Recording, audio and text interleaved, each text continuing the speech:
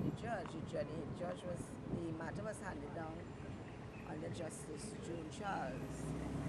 And what it said is that it was ultra virus to the Constitution, as well as a breach of natural justice. And of course, she struck out the defendant's claim so that she immediately reinstated us based on that.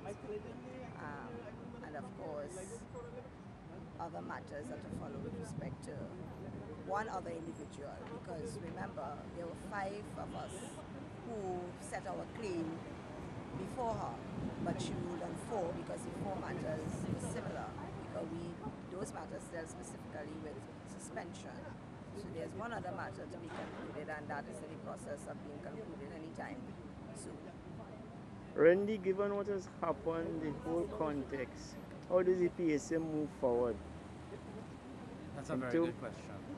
Now, I mean, we are all human beings, and a level of injustice was dealt to us, and what we need to do amongst ourselves, that is all the executives, is that we need to have a period of healing. There are still some unanswered questions.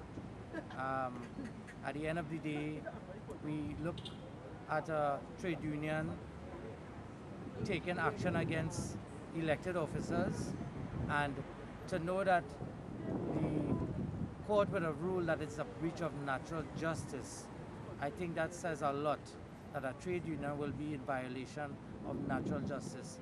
But be that as it may, we are still talking to everyone in the executives are talking, and hopefully we'll come up with a solution on the way forward.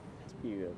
Well, the whole union has to take on a new re-imaging, a new rebranding, a different approach in terms of inclusivity of the members, because this could not have gone on the way that it went on if the members were really informed and felt part of the union. So there must be something that will bring all the membership together to understand that they are the owners of the union, and that whatever is taking place at the executive level, they ought to have make their contribution loud enough.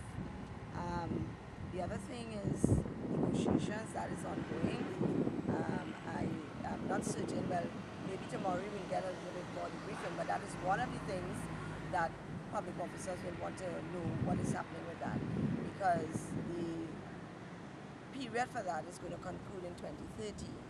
So we really need to understand where we're going, what we are asking, and of course what percentages will be most appropriate to the award of public officers a good and decent living.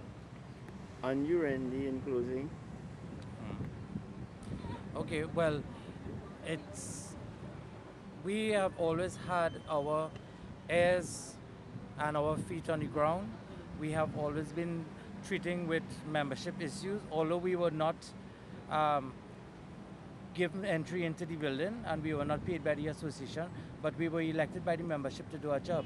And we never failed to do that. And so the work continues.